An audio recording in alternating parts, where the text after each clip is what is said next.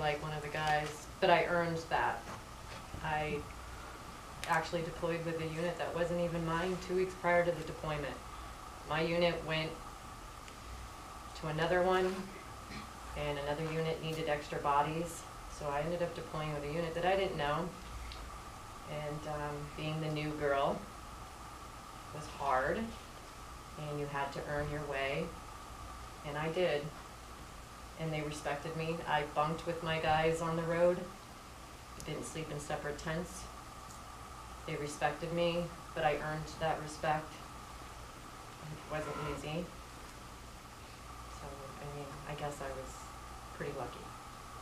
Well, they were afraid of you too. Yeah, that's true. They will all tell you that.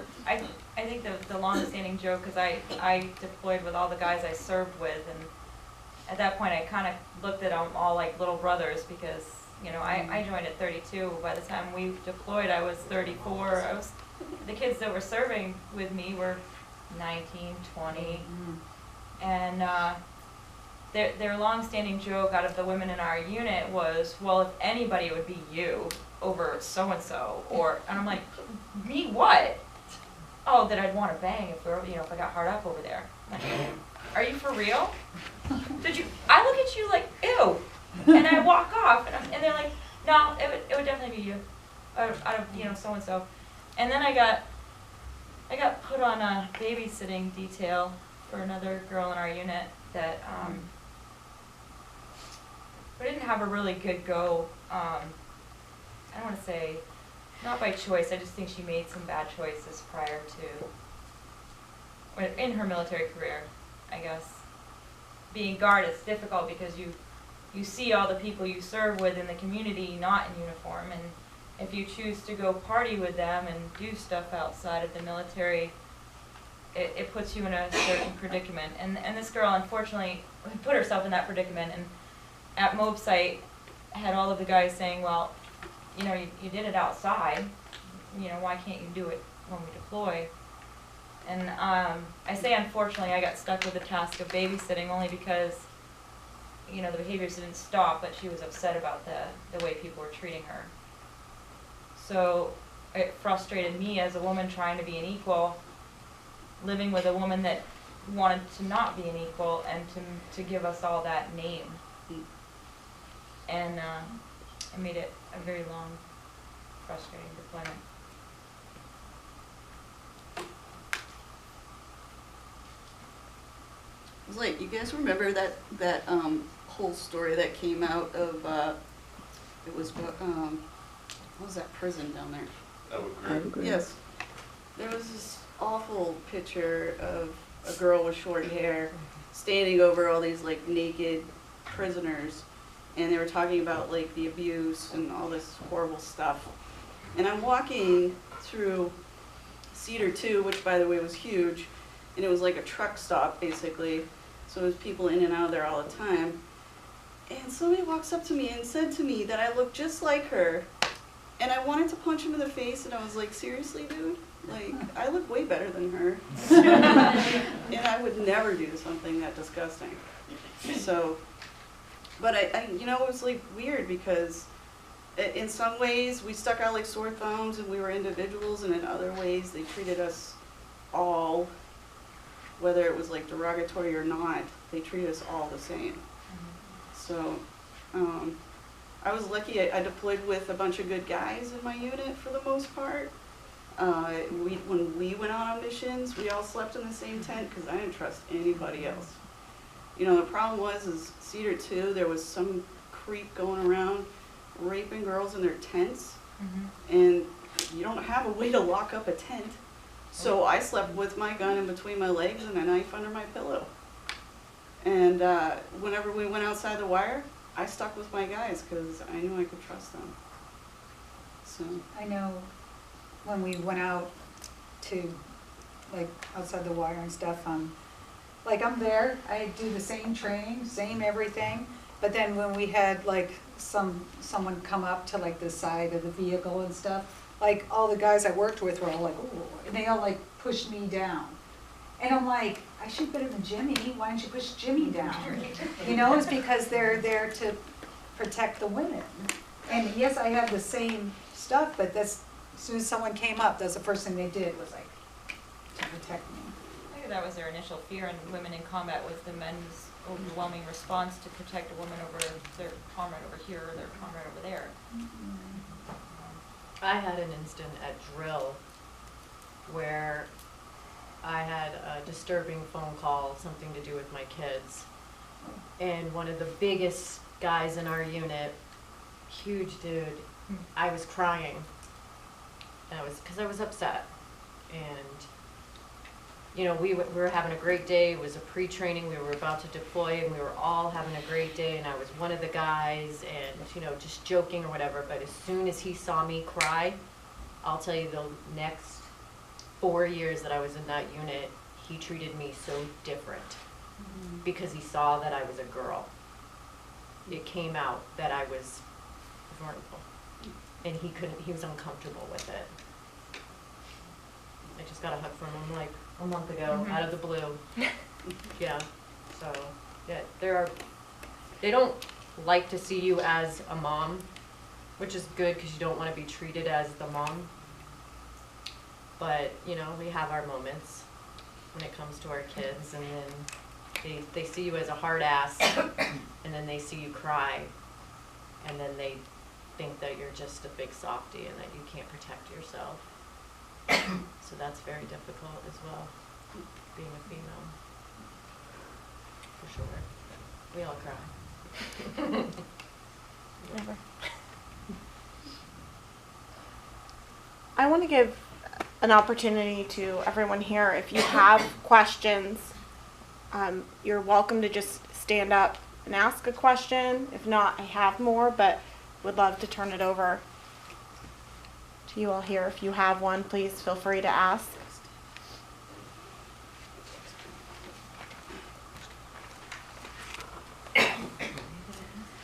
What do you feel is the difference that you each have been treated as a female veteran versus the male veterans by the VA and the Veterans Association, I guess, or administration? I've actually had excellent women care at the VA. I have too. Props to you guys. I'm not saying that because I was an employee at one point. Well, it's better now that you left. Awesome. It's got none of my issues with the VA has to be with being a female veteran. Do you think that's true across the country, or is I it something couldn't localized? speak for any other VAs. I mean, Okay. I've been to other VAs. I've been to Seattle VA, and Wichita VA. And I can say that Manchester is exceptional compared to them. And female service. female services especially. Yeah. They saved my life at the Manchester VA. I was dying when I first walked in the door. I couldn't even walk. Mary was my nurse. Yeah. So. Thank you, Mary. That's right. Are you all from this area? Well, yeah, I am. Yeah. Kind of. I'm out of Goffstown. I'm sorry? I'm out of Goffstown. Are you all originally from New Hampshire? No. Where are you originally from? Plymouth, Mass. I'm an Air Force brat, so I'm from everywhere. But I mostly grew up in Nashua, and then when I joined the Army, I moved all over the place. But I have, this is my home. New Hampshire is my home. That's right. I'm born and raised. Kind of traveled a lot. Wasn't an Air Force or Army brat, but my mom was a nomad. Originally from Brockton, Massachusetts, so I've been a fighter since day one. Bring it on. Yeah. You don't go to that fair anymore. Hell no. Danger. No. No.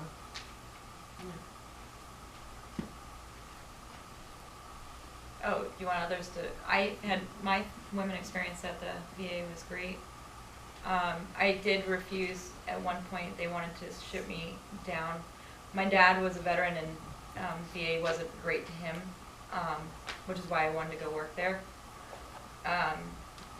They wanted to send me down to Jamaica Plains to have my surgery, and I said, my dad said to never go there. That was my response to the docs that wanted to send me for surgery, and I was like, I'm not going there. And they kind of laughed at me and said, why? I said, well, nope, I'm just saying that right now. I said, and that was right when choice came out, and they said, well, we can refer you to a civilian doctor for surgery, and that worked, and things were good. And my biggest thing to want to work at the VA was to make it better for people that, like my dad, that didn't have good experiences. And luckily, before he passed, he had found a good doctor, and the CBOC was great, and he loved it. And he actually, since Vietnam, was actually receiving counseling after 30 years. So it definitely helped him at the end. It started making improvements for him. Still refused to go to Jamaica Plains, so. Just saying, I can't speak for it. I didn't go down myself, but I just know that was not one of There you go. Just saying. No, but they're good service. No. I don't know, last time I heard they were before. So what is the history on the women in combat? I know you mentioned 2016, but we were talking in the Red River office earlier today because nobody could really remember. There's been declarations along the way that now it's okay for women to be in combat or not in combat.